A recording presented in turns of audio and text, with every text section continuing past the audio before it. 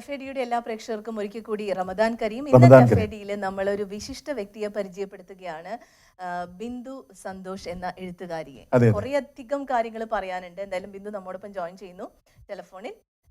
Hello hello hi, good morning. നമസ്കാരം. നമസ്കാരം. Very good morning to Sindhu. നമസ്കാരം. നമസ്കാരം.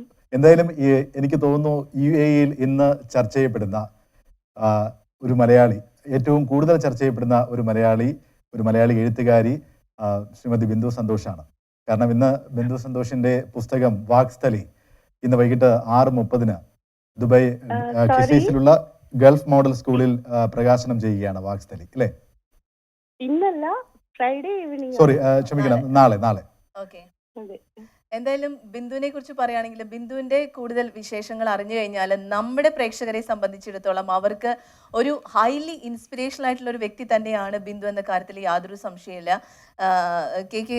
അല്ലെ, നമുക്കൊന്ന് ബിന്ദുവിനെ കറക്റ്റ് ആയിട്ടൊന്ന് പരിചയപ്പെടുത്തണം. വാക്സ്ഥലി എന്ന പുസ്തകത്തിന്റെ രചയിതാവാണ്, എഴുത്തുകാരിയാണ് ബിന്ദു. ഒപ്പം തന്നെ ബിന്ദുവിന്റെ ജീവിതത്തിൽ ഉണ്ടായിരുന്ന ചില പ്രശ്നങ്ങൾ, അത് പ്രശ്നങ്ങളെന്ന് മാത്രം നമുക്ക് പറയാൻ പറ്റില്ല. ഒരു പക്ഷേ ലൈഫിൽ ഓൾ ഓഫ് എ സഡൻ നമുക്ക് ഒരു എന്താ പറയുക കാഴ്ച നഷ്ടപ്പെടുക, ജീവിതത്തിലെ പ്രതീക്ഷയുമായി, അത് ഒരു പ്രഗ്നൻസി കാലയളവിലാണ് അല്ലെ ബിന്ദുവിന് ഇങ്ങനെ ഒരു പ്രശ്നം വരുന്നത്. അതെ, ബിന്ദു തന്നെ പറയുന്നതായിരിക്കും നല്ലത്. കാരണം ഒരു എഴുത്തുകാരിയുടെ ഒരു ഭാഷ, അല്ലെങ്കിൽ ഏറ്റവും മനോഹരമായിട്ട് തന്നെ പ്രേക്ഷകരിലേക്ക് ആ ഒരു മെസ്സേജ് കൺവേ ചെയ്യാൻ പറ്റുന്നത് ബിന്ദുവിന് തന്നെയാണ്. സാഹിത്യം എഴുതാൻ മാത്രമേ അറിയുള്ളൂ, പറയാൻ അറിഞ്ഞൂടാ. ഞാൻ ട്രൈ ചെയ്യാം. ഒരുവിധം എല്ലാവർക്കും അറിയാ തോന്നുന്നു എന്റെ കഥ. 19ാമത്തെ വയസ്സിലാണ് കല്യാണം കഴിഞ്ഞിട്ട് പിറ്റത്തെ വർഷമാണ്. ഞാൻ ക്യാരിങ് ആയിരുന്നു 7th month. അപ്പൊ ടൈഫോയിഡ് വന്നതാണ്. അപ്പൊ ഒരു റോങ് മെഡിക്കേഷൻ ആയിട്ട് അവർ മലേറിയ അന്ന് ഡൗട്ട് ചെയ്തിട്ട് ക്ലോറിക്കിൻ ഇഞ്ചക്ഷൻ തന്നു. അപ്പൊ 2 കിഡ്നി ഡാമേജ്ഡ് ആയി ഫസ്റ്റ്. പിന്നെ സെപ്റ്റിസേമിയ പറയും. പിന്നെ അത് അങ്ങനെ വന്നു കഴിഞ്ഞാല് 72 hours കോമയിൽ ഇരുന്നിട്ട് പിന്നെ മരിച്ചു പോകും, അങ്ങനെയാണ്. അപ്പൊ അങ്ങനെ മരിച്ചു എന്ന് ഡിക്ലെയർ ചെയ്തിട്ട് പിന്നെ തിരിച്ചു വന്ന NDA ഒക്കെ ഉണ്ടായിട്ടുണ്ട്, നിയർ ഡെത്ത് എക്സ്പീരിയൻസ്. അപ്പോ ഈ കിഡ്നി ഡാമേജ് ആയപ്പം ഹൈപ്പർ ടെൻഷൻ ആയി, BP വളരെ ഹൈ ആയി. അപ്പൊ ഈ ഓവർ വോൾട്ടേജ് വരുമ്പോ ഫ്യൂസ് അടിച്ചു പോണ പോലെ കണ്ണിന്റെ ഫ്യൂസ് പോയതാണ്. ഒപ്റ്റിക് നെർവ് തളർന്നു പോയതാ. തിരിച്ചോണ്ട് പറയാൻ പറ്റുന്നുണ്ട്. പക്ഷെ അന്ന് ശരിക്കും ഷോക്കായിരുന്നു. ചെറിയ പ്രായത്തിലായിരുന്നല്ലോ, ഇത്രയും പക്വതയില്ല അന്ന്. ആദ്യത്തെ 3 years ശരിക്കും സ്ട്രഗിൾ ചെയ്തു. പിന്നെ ദൈവം എനിക്ക് നല്ലൊരു ഹസ്ബൻഡിനെയാണ്, പാർട്ട്ണറിനെയാണ് തന്നത്. അദ്ദേഹം 100% കമ്മിറ്റഡ് ആയി നിന്ന് എന്നെ ആ ട്രോമയിൽ നിന്ന് പുറത്തു കൊണ്ടുവന്നു. ഇപ്പോൾ ബിന്ദുവിന്റെ വാക്കുകളിൽ നിന്ന് അത് പ്രകടമാണ് അല്ലേ? കാരണം എന്താണെന്ന് വെച്ചാൽ ഒരു പക്ഷേ സന്തോഷിന്റെ ആ ഒരു സപ്പോർട്ടാണ് ഈ ഒരു വല്ലാത്തൊരു പ്രതിസന്ധി ഘട്ടത്തെ തരണം ചെയ്യാൻ ബിന്ദുവിനെ സാധിച്ചത്. ഒപ്പം തന്നെ നമ്മൾ പറയില്ലേ സാഹിത്യം, ഒപ്പം തന്നെ കഥകൾ, തനിക്ക് അതുവരെ കൂട്ടുണ്ടായിരുന്ന കാഴ്ചയുടെ ആ ഒരു ലോകം പതുക്കെ ഒരു അകക്കാഴ്ചയിലേക്ക് ഉൾവലിഞ്ഞിരിക്കുകയാണ്. പക്ഷേ പുസ്തകങ്ങളുടെ കൂട്ടായിരിക്കും ഒരു പക്ഷെ ബിന്ദുവിനെ വീണ്ടും മുന്നോട്ട് നയിച്ചത് അല്ലേ, പിന്നോടുള്ള യാത്രകളിൽ? ചെറുപ്പത്തിലെ വായന ഉണ്ടായിരുന്നു. 4 വയസ്സ് തൊട്ട് ഞാൻ വായിച്ചു തുടങ്ങിയതാണ്. എന്റെ ഗ്രാൻഡ് പാരന്റ്സ് ടീച്ചേഴ്സ് ആണ്. അതുകൊണ്ട് വളരെ ചെറിയ പ്രായത്തിലെ എഴുത്തും വായനയും പഠിപ്പിച്ചിരുന്നു. അന്ന് ചന്ദമാമ, പിന്നെ ബാലയുഗം, ഇതായിരുന്നു ബാലമാസികകൾ ഉണ്ടായിരുന്നു. ഇതൊക്കെ വീട്ടിൽ വരുത്തിയിരുന്നു. അപ്പൊ തൊട്ടേയുള്ള വായനയാണ്. വായന മാത്രം ഹോബി ആയിട്ടുള്ള ഒരു കുട്ടിയായിരുന്നു ഞാൻ ചെറുപ്പത്തില്. അപ്പൊ അന്നേരമുള്ള ആഴത്തിലുള്ള വായനയാവാം ഒരു പക്ഷെ പിന്നീട് എഴുത്തിലേക്ക് വന്നത്. പിന്നെ അത് കഴിഞ്ഞിട്ടായാലും കാഴ്ച പോയിട്ടായാലും ഇവിടെ എത്തിയിട്ട് പരിചയപ്പെടുന്ന ഓരോരുത്തരും ഒരു വരിയെങ്കിലും വായിച്ചു തരാത്ത ആരും ഇല്ല എന്റെ ഫ്രണ്ട്സ് സർക്കിളില്. ഇപ്പൊ എങ്ങനെയാണ്, മറ്റുള്ളവരുടെ സപ്പോർട്ട് കൂടിയാണോ വായന, അതോ? മലയാളം ഉറപ്പായിട്ടും ആരെങ്കിലും വായിച്ചു തരണം. പക്ഷെ ഇംഗ്ലീഷ് ബുക്സ് എനിക്ക് ഞാൻ കമ്പ്യൂട്ടർ ഒരു കാസർഗോഡ് ബ്ലൈൻഡ് സ്കൂളിലെ ഹെഡ് മാസ്റ്റർ ഉണ്ട്. അദ്ദേഹം കസ്റ്റമൈസ് ചെയ്തെടുത്ത ഒരു സോഫ്റ്റ്വെയർ ഉണ്ട്. അപ്പൊ അത് വെച്ച് സ്കാനർ കണക്ട് ചെയ്ത് കഴിഞ്ഞാൽ ഇംഗ്ലീഷ് ബുക്സ് അത് സ്കാൻ ചെയ്തിട്ട് സ്പീക്കിംഗ് സോഫ്റ്റ്വെയർ വെച്ച് വായിച്ചു തരും. മലയാളം ടൈപ്പിംഗ്. നമുക്ക് വാക്സ്ഥലിയിലേക്ക് വരികയാണെങ്കിൽ, വാക്സ്ഥലി ഇപ്പോൾ ഏറെ ചർച്ച ചെയ്യപ്പെടുന്ന ഒരു പുസ്തകമായി, അത് പ്രകാശനത്തിന് മുമ്പ് തന്നെ പല അർത്ഥത്തിൽ ചർച്ച ചെയ്യപ്പെടുന്ന ഒരു പുസ്തകമായി മാറിയിരിക്കുന്ന വാക്സ്ഥലിയിലേക്ക് വരികയാണെങ്കിൽ 99 മിനി കഥകളും 47 കവിതകളും അടങ്ങുന്ന ഒരു സമാഹാരമാണ് വാക്സ്ഥലി. നേരത്തെ പറഞ്ഞതുപോലെ നാളെയാണ് അതിന്റെ ഔദ്യോഗികമായ പ്രകാശന ചടങ്ങ് വൈകിട്ട് ഖിസീസ് ഗൾഫ് മോഡൽ സ്കൂളിൽ വെച്ച് നടക്കുന്നത്. എന്താണ് വാക്സ്ഥലിയെ കുറിച്ച് പറയാനുള്ളത്?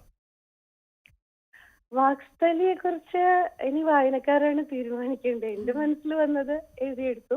എഴുതിയെടുത്തെന്ന് വെച്ചാൽ എനിക്ക് ഒരു ഒരു ഒരു ബ്രദറിനെ കിട്ടി ഇവിടുന്ന്. വോളണ്ടിയർ ആയിട്ട് എനിക്ക് എഴുതി തരാൻ വന്നതാണ് രമേശ് പെരുമ്പിലാവ് എന്ന് പറഞ്ഞിട്ട് എല്ലാവർക്കും അറിയാം. അതെ അതെ, ചിത്രകാരനും എഴുത്തുകാരനുമായ ഇവിടെ വളരെ യുഎഇക്കാർക്കെല്ലാം സുപരിചിതനായ സാഹിത്യകാരനാണ്, എഴുത്തുകാരനാണ് ശ്രീ രമേശ് പെരുമ്പിലാവ്. അതെ. അപ്പോ അങ്ങനെ ആ കുട്ടി എഴുതാൻ വന്ന് പിന്നെ ഞാൻ മുമ്പ് റെക്കോർഡ് ചെയ്ത് വെക്കുമായിരുന്നു. അപ്പൊ അത് എഴുതി കൃത്യമായിട്ട് സോർട്ട് ചെയ്ത് അത് വെച്ച് ഓരോ സ്ഥലത്തൊക്കെ അയച്ചു കൊടുത്തു. പലപ്പോഴും പുരസ്കാരങ്ങളൊക്കെ കിട്ടുമ്പോഴാണ് അത് അയച്ചിട്ടുണ്ടെന്ന് പോലും ഞാൻ അറിയുന്നത്. അത്രയ്ക്ക് കമ്മിറ്റഡ് ആയിട്ടുള്ള ഒരു കുട്ടിയാണ്. അതാണ് എന്റെ ജീവിതത്തിലെ ഏറ്റവും വലിയ ഭാഗ്യം. കുറെ നല്ല സുഹൃത്തുക്കളെ ഒരുപാട് പേര് സഹായിക്കാൻ നല്ല മനസ്സോടുകൂടി തന്നെ ഇത് ഇപ്പോഴും ഈ പുസ്തകം ഇറക്കാൻ കൂടി അക്ഷരക്കൂട്ട് എന്നുള്ള ഒരു ലിറ്റററി ഗ്രൂപ്പിൽ ഒരു കൂട്ടം ആളുകളാണ് അത് ഏറ്റെടുത്ത് ചെയ്യുന്നത്. ഇതിൽ പലരും ഓതേഴ്സ് ആണ്. പക്ഷെ അവരുടെ ബുക്കിന് നൽകാത്ത ഒരു പ്രാധാന്യമാണ് ഇതിന് കൊടുത്തിട്ട് ഏറ്റവും ഷോർട്ടസ്റ്റ് പീരീഡിലാണ് ഈ പുസ്തകം ഇറങ്ങുന്നത്. അതിന്റെ പിന്നിൽ അവരുടെ ഹാർഡ് വർക്ക് ഉണ്ട് ശരിക്കും. കാരണം അക്ഷരക്കൂട്ടത്തിൽ ഈ പുസ്തകവുമായി ബന്ധപ്പെട്ട ചർച്ചകൾ നടക്കുന്നത് കാണുമ്പോൾ എനിക്ക് ശരിക്കും ഓർമ്മ വന്നത് നമ്മുടെ കുടുംബത്തിൽ ഒരു മംഗളകർമ്മം നടക്കുമ്പോൾ കാരണവന്മാർ മുതൽ ഇളമുറക്കാർ വരെ അവരുടെ റോളുകൾ ഭംഗിയായി നിർവഹിച്ചുകൊണ്ട് ഓടി നടക്കുന്ന ഒരു കാര്യമുണ്ടല്ലോ. അതുപോലെയാണ് ഈ പുസ്തക പ്രകാശനവുമായിട്ട് ബന്ധപ്പെട്ട് അക്ഷരക്കൂട്ടം എന്ന് പറയുന്നത് യുഎഇയിലെ ഏറ്റവും വലിയ എഴുത്തുകാരുടെയും സാഹിത്യകാരന്മാരുടെയും ഒരു കൂട്ടായ്മയാണ്. വളരെ സജീവമായിട്ടുള്ള ഇന്ത്യയിലെ കേരളത്തിലെ സാഹിത്യകാരന്മാർക്കൊക്കെ മാതൃകയാകേണ്ട രീതിയിലുള്ള പ്രവർത്തനങ്ങൾ നടത്തുന്ന ഒരു കൂട്ടായ്മയാണ്. ഞാൻ ഇന്നലെ ബിന്ദു വളരെ യാദൃശ്ചികമായി ഓഫീസിൽ വെച്ച് ഈ പുസ്തകം കാണാനിടയായി. അപ്പോൾ ഷാബു ആ പുസ്തകം ഓഫീസിൽ കൊണ്ടുവന്നിരുന്നു. അപ്പോൾ പൂർണ്ണമായിട്ട് വായിക്കാൻ പറ്റിയില്ല, ആ സമയപരിധിക്കുള്ളിൽ നിന്നുകൊണ്ട് ചില പുസ്തകങ്ങൾ വായിച്ചപ്പോൾ എനിക്ക് പ്രധാനമായും തോന്നിയ ഒരു കാര്യം എന്ന് പറയുന്നത് ഈ പുസ്തകത്തെയും അല്ലെങ്കിൽ ബിന്ദു കടന്നു വന്ന വഴികളെയും രണ്ടായിട്ട് കണ്ടുകൊണ്ട് ആ പുസ്തകത്തെ മാത്രമായിട്ട് തന്നെ നമ്മൾ വിലയിരുത്തുക എന്നുള്ളതാണ്. ഒരു അസാധാരണമായ ഒരു ദാർശനിക കാഴ്ചപ്പാട് ആ പുസ്തകത്തിലുടനീളം കണ്ടു എന്നുള്ളതാണ്. ഞാൻ വായിച്ച ഭാഗം വരെയും എനിക്ക് വളരെ കുറച്ച് പേജുകളെ വായിക്കാൻ പറ്റിയുള്ളൂ. പക്ഷേ എല്ലാം ഇൻഡിപെൻഡന്റ് ആയിട്ട് നിൽക്കുന്ന കഥകളും കവിതകളും ഒക്കെ ആയതുകൊണ്ട് ഒരെണ്ണം വായിക്കുമ്പോൾ തന്നെ നമുക്ക് ഓരോന്നും സെപ്പറേറ്റ് ആയിട്ട് തന്നെ വായിച്ച് നമ്മുടെ മനസ്സിലേക്ക് ഉൾക്കൊള്ളാൻ കഴിയും. ഒരു ദാർശനികമായ അസാധാരണ ദാർശനിക തലം അതിനകത്തുണ്ട് എന്നൊരു ആസ്വാദകൻ എന്ന നിലയിൽ ഞാൻ പറയുകയാണെങ്കിൽ എന്താണ് ബിന്ദുവിന്റെ പ്രതികരണം? ആദ്യം വായിച്ചതിന് വളരെ നന്ദി. പലപ്പോഴും ഇന്റർവ്യൂ എന്നൊക്കെ പറയുമ്പോ ആളുകള് വായിക്കാണ്ട് ഒരു സൂപ്പർഫിഷ്യൽ ആയിട്ടാണ് ചെയ്യുന്നത്. കാഴ്ചയില്ലാത്ത ഒരാൾ എഴുതണു, പരിമിതിയിൽ നിന്ന് എഴുതണു, അതിന് മാത്രമാണ് ഹൈലൈറ്റ് കൊടുക്കുന്നത്. അല്ലാണ്ട് വായിച്ചിട്ട് അതിലെ സത്യം എന്താന്ന് പറയണില്ല ആരും. അതിലൊരു ഇച്ചിരി വിഷമം തോന്നിയിരുന്നു എനിക്ക് മുമ്പൊക്കെ. കാരണം എഴുതുമ്പോ പ്രത്യേകിച്ച് ക്യാപ്സ്യൂളുകൾ വളരെ ചെറിയ വരിയിൽ കാച്ചിക്കുറുക്കി എഴുതാന്നൊക്കെ പറയാറുണ്ട് ആൾക്കാർ. അപ്പൊ വളരെ ദുർമേധസ്സില്ലാത്തൊരു എഴുത്താണ്. എനിക്കും അത് തന്നെയാണ് ഇഷ്ടം. അല്ല, കാച്ചിക്കുറുക്കിയ എഴുത്ത് തന്നെയായിരുന്നു, കാച്ചിക്കുറുക്കിയ എഴുത്ത് തന്നെയാണ് അതിനകത്ത് കണ്ടത്. എനിക്ക് തോന്നിയ ഒരു കാര്യം കൂടി, ഈ സമൂഹത്തോട് അല്ലെങ്കിൽ നമ്മുടെ സമൂഹത്തിന് നേരെ പിടിച്ചൊരു കണ്ണാടിയായി ബിന്ദുവിന്റെ കവിതകൾ നിൽക്കുന്നുണ്ട് എന്നുള്ളതാണ്. ഞാനൊരു കവിത ഒരു കഥ നമ്മുടെ പ്രേക്ഷകരുടെ കൂടെ ശ്രദ്ധയിലേക്ക് കൊണ്ടുവരാൻ താല്പര്യപ്പെടുന്നതെന്ന് പറയുന്നത്, വർത്തമാനകാല സാഹചര്യങ്ങളിൽ നമ്മൾ കടന്നു പോകുന്ന വഴികളിൽ നമ്മൾ കാണാതെ പോകുന്നതും അല്ലെങ്കിൽ നമ്മൾ കണ്ടിട്ടും കാണാതെ പോയി നമ്മൾ ഉത്കണ്ഠപ്പെടാത്ത കാര്യങ്ങളിൽ കുറിച്ച് ബിന്ദു സ്ത്രീജന്മം എന്ന് പറയുന്ന ഒരു കഥയിൽ, ഒരു മിനി കഥയിൽ എഴുതുന്നത് ഇങ്ങനെയാണ്. സഹിക്കാനാകാത്ത തലവേദന. ഞാൻ എൻ്റെ തല പതുക്കെ ഇളക്കിയെടുത്ത് അതിന്മേൽ തലോടി തുടങ്ങി. അറിയാതെ കണ്ണുകളടഞ്ഞു. കുറെ നേരം കഴിഞ്ഞ് ഉണർന്നു നോക്കിയപ്പോൾ എൻ്റെ ശരീരത്തെ അവിടെയെങ്ങും കണ്ടില്ല. ഞാൻ ഉണരുന്നത് കാത്തിരുന്ന് മുഷിഞ്ഞ് ഇറങ്ങി നടന്നതാകണം. ഈ ഇരുട്ടിൽ ഏതു വിധത്തിലാകും അവൾ തിരിച്ചെത്തുക? നിലവിളിക്കാനൊരു നാവും അവരെ തിരിച്ചറിയാൻ കണ്ണുകളുമില്ലാത്ത അവളെ കണ്ട് മാന്യന്മാർ സന്തോഷിച്ചിട്ടുണ്ടാകണം. വളരെ ഇരുത്തി ചിന്തിപ്പിച്ച നമ്മുടെ വർത്തമാനകാല ഇന്ത്യൻ സാഹചര്യങ്ങളിൽ സ്ത്രീ സുരക്ഷ എന്ന് പറയുന്ന വിഷയം വളരെ സജീവമായി ചർച്ച ചെയ്യപ്പെടുന്ന ഇക്കാലത്ത് ആ സമൂഹത്തിന് നേരെ പിടിച്ചു നിർത്തിയിരിക്കുന്ന ഒരു കണ്ണാടിയാണ്. ആ കണ്ണാടിയിൽ കൂടെ നമ്മളെ ഈ കാഴ്ചകൾ കാണിപ്പിക്കുകയാണ് ബിന്ദു. ഒരു വായനക്കാരന്റെ ഒരു കാര്യം പറയാനുണ്ട്. അതായത് ഞാനിത് എഴുതിയിരിക്കുന്നത് 2000-ലാണ്. ഇപ്പോഴും പ്രസക്തമാണ് എന്നുള്ളതാണ് എന്റെ ഒരു 2000 ഏകദേശം 17 വർഷം മുമ്പ് എഴുതിയ ഒരു സംഭവമാണ്. ആലോചിച്ച് നോക്കുക. അതാണ് എഴുത്തുകാരുടെ ഒരു പ്രസക്തി എന്ന് പറയുന്നത്, കാലാധിവർത്തിയായി നിൽക്കുന്നു എന്നുള്ളതാണ്.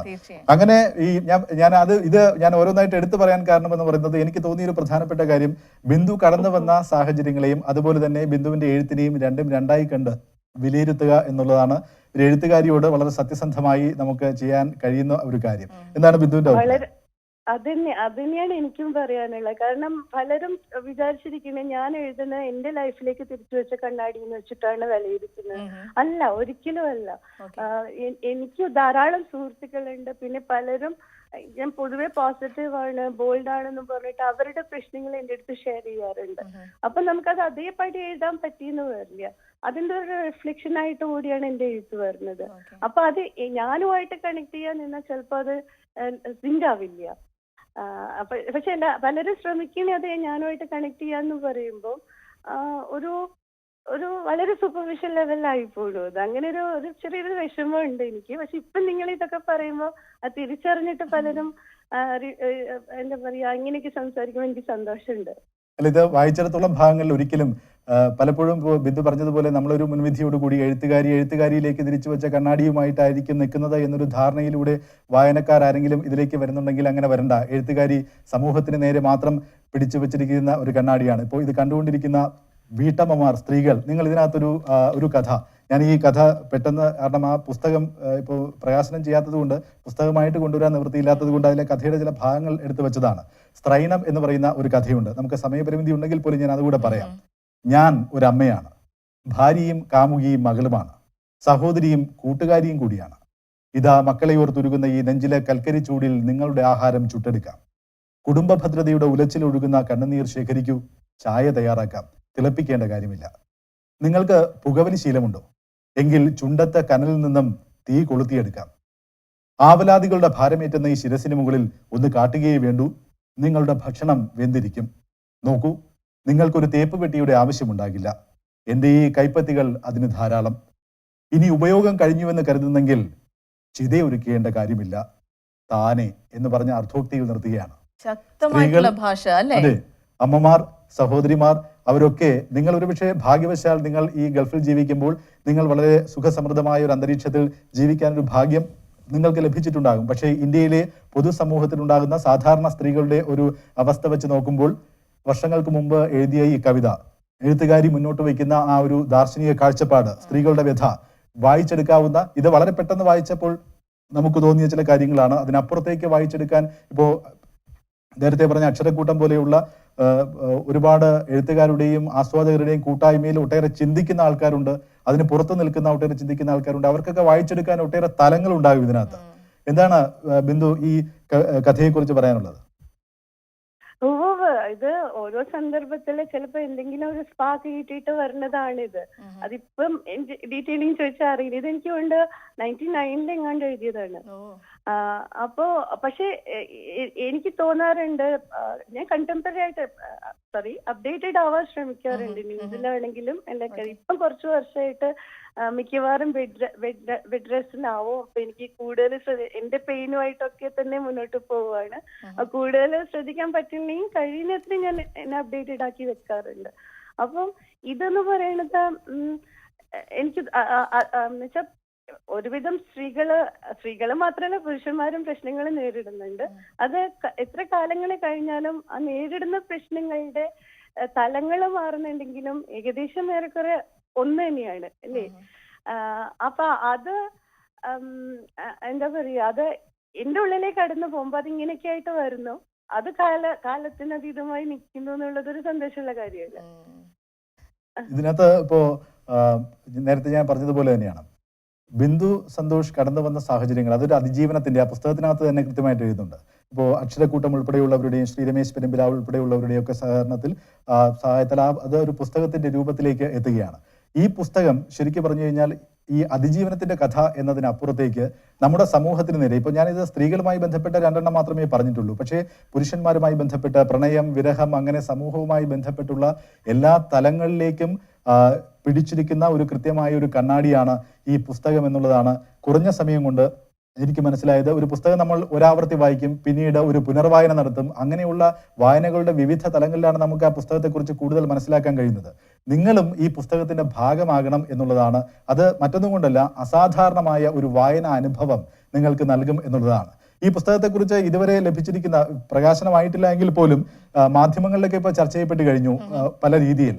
എങ്ങനെയാണ് പ്രതികരണം ലഭിക്കുന്നത് ശ്രീമതി ബിന്ദു?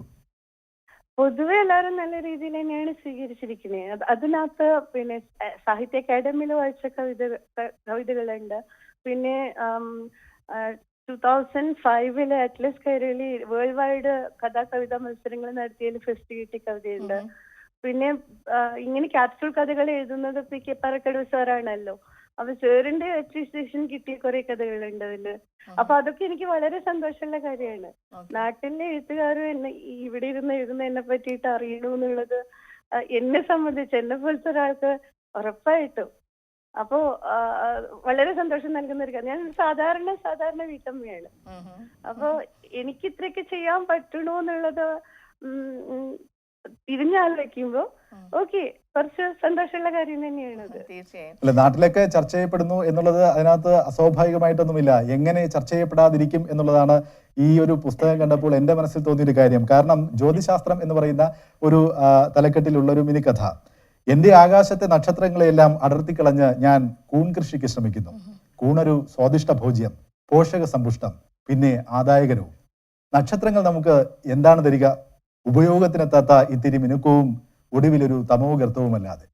വാക്കുകൾ ആറ്റി കുറുക്കി പറയുമ്പോൾ ഉണ്ടാകുന്ന ഒരു സൗന്ദര്യം, അതിൻ്റെ ആഴം, അതിൻ്റെ ഒരു എന്താ പറയുന്ന ഒരു ഭംഗി, അത് കൃത്യമായ രീതിയിൽ പ്രതിഫലിക്കുന്ന ഇത്തരത്തിലുള്ള ഒട്ടേറെ കഥകൾ, മിനി കഥകൾ. ആ കവിതാ ഭാഗത്തിലേക്ക് സത്യം പറഞ്ഞു കഴിഞ്ഞാൽ എനിക്ക് കുറച്ച് സമയമേ കിട്ടിയുള്ളത് കൊണ്ട് ആ ഭാഗത്തേക്ക് പോകാൻ കഴിഞ്ഞില്ല എന്നുള്ളതാണ്. വായിച്ചിടത്തോളം മനസ്സ് നിറയുന്ന ഒരു സാധാരണ വായനക്കാരന്റെ അനുഭവമാണ് ഞാനിവിടെ പങ്കുവച്ചത്. എന്തായാലും ബിന്ദു, വളരെയധികം സന്തോഷം. കാരണം എന്താ വെച്ചാൽ കേക്ക് ഇത് പറഞ്ഞതിന് ശേഷം ഞാൻ ഈ പുസ്തകം കണ്ടിട്ടില്ല, എനിക്ക് വായിക്കാനും അവസരം കിട്ടിയിട്ടില്ല. ഇനി ഞാൻ കാത്തിരിക്കുകയാണ് ആ ഒരു പ്രകാശന ചടങ്ങ് കഴിഞ്ഞ് പുസ്തകം കൈകളിലെത്താനും. ബിന്ദു വർഷങ്ങളായി ചെയ്തിട്ടുള്ള വർഷങ്ങളായി പല തവണ പല ഘട്ടങ്ങളിലായിട്ട് കുറിച്ചു വെച്ചിട്ടുള്ള കഥകളാണ് ഈ ഒരു വാക്സ്ഥലി എന്ന പുസ്തകത്തിൽ ഉൾപ്പെടുത്തിയിട്ടുള്ളത്. എന്നെ പോലുള്ളവരും പുസ്തകം കാണാത്തവരൊക്കെ ആകാംക്ഷപൂർവ്വം കാത്തിരിക്കുകയാണ് ബിന്ദുവിന്റെ ഈ ഒരു ദാർശനികത നിറഞ്ഞു തുളുമ്പുന്ന. കാരണം ശരിക്കും അത് തന്നെയാണ് എടുത്തു പറയേണ്ട ഒരു കാര്യം. ഈ ഒരു പുസ്തകം വായിക്കാനും ബിന്ദുവിന്റെ കാഴ്ചപ്പാടുകൾ അറിയാനും ഒക്കെ ഉള്ള ഒരു ആകാംക്ഷയിലാണ് നമ്മളും. എന്താണ് ഒരു പുതിയ തലമുറയോട് അല്ലെങ്കിൽ സമൂഹത്തിൽ ഈ ജീവിതത്തിന്റെ ഏതെങ്കിലും ഘട്ടത്തിൽ തിരിച്ചടികൾ നേരിടുന്ന അവരോട് ബിന്ദുവിന് നൽകാനുള്ള ഒരു സന്ദേശം? കാരണം ബിന്ദുവിനെ പോലെ ഒരാൾക്ക് കൃത്യമായ സന്ദേശം കൊടുക്കാനുള്ള യോഗ്യതയുണ്ട്. അതുകൊണ്ടാണ് ചോദിക്കുന്നത്, എന്താണ് പറയാനുള്ളത്? അത് ജീവിതത്തിൽ എല്ലാവർക്കും പ്രശ്നങ്ങളുണ്ട്. പ്രശ്നങ്ങളില്ലാത്ത ആരാ ഉള്ളത്? എല്ലാവർക്കും പലപ്പോഴും ജീവിതം എന്ന് പറയുമ്പോൾ പ്രശ്നങ്ങൾ നിറഞ്ഞതാണ്. അത് വരുന്ന വഴിക്ക് ഫേസ് ചെയ്യാൻ നമ്മൾ പഠിക്കുക എന്നുള്ളത്. നമ്മുടെ വിദ്യാഭ്യാസ സമ്പ്രദായം ഇതൊന്നും പഠിപ്പിച്ചു തരുന്നില്ല. വീട്ടിൽ നിന്നാണെങ്കിലും കുട്ടികളെ പഠിക്കുന്നു പറഞ്ഞിട്ടല്ലാണ്ട് ജീവിതത്തെ എങ്ങനെ പഠിക്കാന്നുള്ളതും പറഞ്ഞു കൊടുക്കണില്ല. അതെനിക്ക് അമ്മമാരുടെ അടുത്തൊക്കെ ഒരു റിക്വസ്റ്റ് ആണ്. കുഞ്ഞുങ്ങളെ ജീവിതം പഠിപ്പിച്ചു. അവർക്ക് ഒരു ക്രൈസിസ് വരുമ്പോൾ തളർന്നു പോവാതെ അവർക്ക് താങ്ങ് കൊടുത്തിട്ട് മുന്നോട്ട് നയിക്കാൻ പഠിപ്പിച്ചു. അപ്പൊ പ്രശ്നങ്ങൾ എല്ലാവർക്കും വരും. നമ്മളത് തളർന്നിരിക്കാതെ ഫേസ് ചെയ്യാനുള്ള മാർഗങ്ങൾ നോക്കുക. എന്തായാലും സൊല്യൂഷൻ ഇല്ലാണ്ട് ഒരു പ്രശ്നവും വരില്ല. അപ്പൊ നമ്മള് ഫോക്കസ്ഡ് ആയി കഴിഞ്ഞാൽ മാത്രമേ ഇതിന്റെ സൊല്യൂഷൻ നമ്മൾക്ക് തിരിച്ചറിയാൻ പറ്റുള്ളൂ. ടെൻസ്ഡ് ആയി കഴിഞ്ഞാൽ ടെൻഷനാണ് മുന്നിട്ട് നിൽക്കുക. അപ്പൊ നമ്മൾ ശാന്തമായിട്ട് ആലോചിച്ചു കഴിഞ്ഞാൽ അതിന്റെ സൊല്യൂഷൻസ് മുന്നിൽ വരും. പിന്നെ നമ്മൾ സപ്പോർട്ട് ചെയ്യേണ്ട ആൾക്കാരും നമ്മുടെ കൂടെ ഉണ്ടാവും. അതുകൂടെ ഉണ്ട്. ഒരു പ്രശ്നം വരുമ്പോൾ നമ്മൾ സപ്പോർട്ട് ചെയ്യാൻ കുറച്ച് പേരുണ്ടായി കഴിഞ്ഞാൽ നമുക്ക് കുറച്ചുകൂടി ഈസി ആയിട്ട് മുന്നോട്ട് പോകാൻ പറ്റും. പക്ഷെ അതിന് ആദ്യത്തെ സ്റ്റെപ്പ് എടുക്കേണ്ടത് നമ്മൾ തന്നെയാണ്. നമ്മൾ എനിക്ക് വയ്യ പേടിയാന്നൊക്കെ പറഞ്ഞ് തളർന്നിരുന്ന ആരും ഉണ്ടാവില്ല നമ്മുടെ കൂടെ. ചിലപ്പോൾ നമ്മളെ സ്നേഹിക്കുന്നവർ പോലും ഉണ്ടാവില്ല. അപ്പൊ ആദ്യത്തെ ഇനീഷ്യേറ്റീവ്, ഫസ്റ്റ് സ്റ്റെപ്പ് നമ്മൾ എടുക്കുവാണെങ്കിൽ ബാക്കി എല്ലാവരും നമ്മുടെ ഒപ്പം ഉണ്ടാവും കൂടെ. തീർച്ചയായും. എന്തായാലും ബിന്ദു, വളരെയധികം സന്തോഷം കഫേ ഡിയുടെ പ്രേക്ഷകർക്ക് ബിന്ദുവിനെ പരിചയപ്പെടുത്താനായിട്ട് സാധിച്ചതിൽ. ബിന്ദു വളരെ മനോഹരമായി തുടങ്ങി വെച്ചത് എനിക്ക് പുസ്തകത്തിലൂടെ എഴുത്തിലൂടെയാണ് കൂടുതൽ കമ്മ്യൂണിക്കേറ്റ് ചെയ്യാൻ പറ്റുള്ളൂ എന്ന് പറഞ്ഞിട്ടാണ് തുടങ്ങിയതെങ്കിലും വളരെ മനോഹരമായി മനസ്സിലുള്ള ആ ഒരു ചിന്തകളൊക്കെ നമ്മുടെ പ്രേക്ഷകരിലേക്ക് എത്തിക്കാനായിട്ട് ഈ ഒരു കുറഞ്ഞ സമയം കൊണ്ട് തന്നെ സാധിച്ചു. All the best. നാളെയാണല്ലോ പുസ്തക പ്രകാശ ചടങ്ങ് നടക്കുന്നത്. കൂടുതൽ ആളുകളിലേക്ക് ബിന്ദുവിന്റെ ചിന്തകൾ, ബിന്ദുവിന്റെ കാഴ്ചപ്പാടുകൾ എത്തട്ടെ. ഒരു മാറ്റം കൊണ്ടുവരാനായിട്ട്, അല്ലെ, വളരെ പോസിറ്റീവായിട്ടുള്ള ഒരു മാറ്റം കൊണ്ടുവരാനായിട്ട് സാധിക്കട്ടെ എന്നൊക്കെ ആത്മാർത്ഥമായിട്ട് നമ്മൾ ആശംസിക്കുകയാണ്. മാത്രമല്ല ഭർത്താവ് ശ്രീ സന്തോഷിനോട് അദ്ദേഹത്തോട് ഞങ്ങളുടെ അഭിനന്ദനവും നന്ദിയും ഒക്കെ അറിയിക്കുക. നന്ദി എന്ന് പറയുന്നത് മറ്റൊന്നിനുമല്ല, ഇപ്പോൾ ഞാൻ വ്യക്തിപരമായി പറയുകയാണെങ്കിൽ ഞാൻ ഉൾപ്പെടുന്ന പുരുഷ സമൂഹത്തിന് ഒരു മാതൃകയായി അഭിമാനമായി മാറിയതിന് അദ്ദേഹത്തോട് ഞങ്ങൾ പുരുഷന്മാർ എല്ലാവരും നന്ദി അറിയിക്കാൻ ബാധ്യസ്ഥരാണ്. അതുകൊണ്ടാണ് നന്ദി അറിയിക്കണമെന്ന് പറഞ്ഞത്. കാരണം 19ാമത്തെ വയസ്സിൽ ഉണ്ടായ ഒരു തിരിച്ചടിയിൽ അദ്ദേഹം കൂടെ നിൽക്കുകയും നമുക്ക് ഭാര്യയെ മാത്രമല്ല, നമുക്ക് മലയാളികൾക്ക് ഒരു നല്ലൊരു എഴുത്തുകാരിയെയും നൽകിയതിനാണ് അദ്ദേഹത്തിന് നമ്മൾ നന്ദി അറിയിക്കുന്നത്. അതാണ് പറഞ്ഞത്. ഞാനത് തിരിച്ചറിയുന്നു. കാരണം ലോകത്തിലെ ഏറ്റവും നല്ലൊരു ഭർത്താവിനെയാണ് ദൈവം എനിക്ക് വേണ്ടി മാറ്റി വെച്ചിരിക്കുന്നത്. അപ്പോ അങ്ങനെ ഒരാളുടെ സപ്പോർട്ട് ഉള്ളത് കൊണ്ട് തന്നെയാണ്, അങ്ങനെ ഒരാൾ എന്നെ ഒരു മെന്ററാണ് എന്റെ. അത്രയും കോൺഫിഡൻസ് തന്നിട്ട് എന്റെ കൂടെ നിന്നത് കൊണ്ടാണ് എനിക്ക് ഇത്രയൊക്കെ ചെയ്യാൻ പറ്റിയത്. അതുപോലെ അതന്നെയാണ് എനിക്ക് എല്ലാവരുടെ അടുത്തും പറയാറുള്ളത്. നിങ്ങളുടെ കൂട്ടത്തിൽ ഒരാൾക്കൊരു തളർച്ച വന്നാൽ സഹായിക്കൂ, ഒരു കൈ കൊടുക്കൂ. അവർക്ക് ഇതിനും അപ്പുറം ചെയ്യാൻ പറ്റും. എനിക്ക് ഇത്രയും പ്രശ്നങ്ങൾക്കിടയിൽ ഇത്രയും ചെയ്യാൻ പറ്റുമെങ്കിൽ അവർക്ക് അതിലും കൂടുതൽ ചെയ്യാൻ പറ്റും. പിന്നെ ഒരു റിക്വസ്റ്റ് കൂടെ ഉണ്ട്. നിങ്ങൾ ആ പുസ്തകം വായിച്ചിട്ട് ഒന്ന് എന്നെ വിളിച്ച് അഭിപ്രായം പറഞ്ഞാൽ സന്തോഷമാണ്. തീർച്ചയായും വായിച്ചിട്ട് എല്ലാവരും ഇത് കേൾക്കുന്ന എല്ലാവരും ആ രീതിയിൽ തന്നെ അത് വായിക്കും, പുസ്തകം വായിക്കും എന്നുള്ളത് ഉറപ്പാണ്. അപ്പോൾ എല്ലാവിധ ആശംസകളും നേരുകയാണ്. ഇനിയും അടുത്ത പുസ്തകത്തിന്റെ രചനയിലേക്ക് ഉടൻ തന്നെ കിടക്കാനുള്ള എല്ലാ സാഹചര്യങ്ങളും ഒരുങ്ങട്ടെ എന്ന് ആശംസിക്കുകയാണ്. Thank you so much Bindu. Thank you, sir. Thank you so much for joining us. Sindhu, ഇത് നമ്മൾ പലപ്പോഴും പറയാറുള്ളൂ, ഒരുപാട് മാതൃകകൾ ഇതിനകത്തുണ്ട്. ഒന്ന് അതിജീവനത്തിന്റെ മാതൃക നമ്മൾ എല്ലാ ദിവസവും രാവിലെ പറയുന്നതാണ്. അതിജീവനത്തിന്റെ കൃത്യമായ ഉദാഹരണമാണ് ശ്രീമതി ബിന്ദു. അതുപോലെ തന്നെ പരസ്പരം സഹായിക്കുന്നതിന്റെ കാര്യങ്ങൾ, ഇപ്പൊ ഭർത്താവിന്റെ കാര്യം പറഞ്ഞു, അദ്ദേഹം ഒരു അസാധാരണ മാതൃകയായി മാറി നിൽക്കുകയാണ്. പരസ്പര സഹകരണത്തിന്റെ കാര്യം, ഇപ്പോ അക്ഷരക്കൂട്ടം എന്ന് പറയുന്ന ആ ഒരു സാംസ്കാരിക കൂട്ടായ്മ, അവർ ഒന്നടങ്കം ഇതിനു വേണ്ടി ഇറങ്ങിത്തിരിച്ച് എല്ലാവരും അവരുടേതായ രീതിയിലുള്ള പ്രവർത്തനങ്ങളുമായി മുന്നോട്ട് പോവുകയാണ് ഇതൊരു വിജയമാക്കാൻ. അതിനോടൊപ്പം തന്നെ ഇപ്പോൾ രമേശ് പെരുമ്പിലാവിന്റെ കാര്യം പറഞ്ഞു. അദ്ദേഹം വളരെയധികം ആത്മാർത്ഥമായിട്ട് അദ്ദേഹം പ്രവർത്തിച്ചതിന്റെ ബാക്കി പത്രമാണ് ഈ ഒരു പുസ്തകം ആ ഒരു രൂപത്തിലേക്ക് വരുന്നത്, അതിന്റെ സാഹിത്യപരമായ സൃഷ്ടിയുടെ കാര്യത്തിൽ. അങ്ങനെ ഒട്ടേറെ കാര്യങ്ങളുണ്ട്. ഞാൻ ഇത് ഇപ്പോൾ പ്രേക്ഷകരുമായിട്ട് ഇക്കാര്യത്തിൽ ഒരു കാര്യം കൂടി പറയാനുണ്ട്. ആകാശം എന്ന് പറയുന്ന ശ്രീമതി ബിന്ദുവിന്റെ ഒരു കഥയുണ്ട്. കുറേ നൂലും ഒരു കത്രികയും ഒരു കുപ്പി പശയും കുറച്ച് കടലാസും കയ്യിൽ ഒത്തുകിട്ടിയപ്പോൾ ഒരു പട്ടമുണ്ടാക്കാൻ ഞാൻ നിശ്ചയിച്ചു. പട്ടത്തിന്റെ പണി പൂർത്തിയായപ്പോഴാണ് അത് പറത്താൻ എനിക്കൊരു ആകാശമില്ലാത്ത കാര്യം ഞാൻ ഓർത്തത്. അയൽക്കാരന്റെ പക്കൽ നിന്നും ഒരു കീർ ആകാശം പാട്ടത്തിന് വാങ്ങാമെന്ന് വെച്ച് ചെന്നപ്പോൾ അയാൾ ഏട്ടിലെ പശുവിനെ പുല്ല് ശേഖരിക്കാനായി പോയിരിക്കുന്നു. പട്ടം പറത്താനുള്ള എൻ്റെ മോഹം ഏട്ടിൽ ഉപേക്ഷിച്ച് ഞാൻ തിരിച്ചു പോന്നു. നമ്മളെ വല്ലാതെ ചിന്തിപ്പിക്കുന്ന ഒരു കഥയാണ്. കുറച്ച് വാക്കുകളേ ഉള്ളൂ, ആറ്റിക്കുറുക്കിയ ഒരു കഥയാണ്. ഈ കഥയിൽ പറഞ്ഞിരിക്കുന്നത് പോലെ പട്ടം പറത്താനുള്ള മോഹം ഉപേക്ഷിച്ച് ബിന്ദു ഒരിക്കലും തിരിച്ചു പോകാൻ പാടില്ല. അതുകൊണ്ട് നമുക്കെല്ലാവർക്കും ഈ ഒരു പ്രത്യേക വായനാനുഭവം നൽകുന്ന, തീഷ്ണമായ അനുഭവ സമ്പത്തുള്ള ഒരു എഴുത്തുകാരിയുടെ കൃത്യമായ ശരിയായ അർത്ഥത്തിൽ ഒരു വായനക്കാരന്റെ മനസ്സുമായി അത് കമ്മ്യൂണിക്കേറ്റ് ചെയ്യാൻ കഴിയുന്ന ഒരു പുസ്തകം, വാക്സ്ഥലി എന്ന പുസ്തകം. ആ പുസ്തകം നമുക്ക് നമ്മുടെ ഗ്രന്ഥശേഖരങ്ങളുടെ ഭാഗമാക്കി മാറ്റാൻ കഴിയണം, നമുക്ക് വായിക്കാൻ കഴിയണം. അതുകൊണ്ട് തന്നെ എല്ലാവരും ഈ പുസ്തകം വാങ്ങിച്ച് ഈ ഒരു അക്ഷരക്കൂട്ടമൊക്കെ മുന്നോട്ട് വയ്ക്കുന്ന ആ കൂട്ടായ്മയുടെ ഭാഗമാകണം എന്നുള്ളതാണ് ഈ ഒരു അവസരത്തിൽ ഞങ്ങൾക്ക് മുന്നോട്ട് വയ്ക്കാനുള്ള അഭ്യർത്ഥന.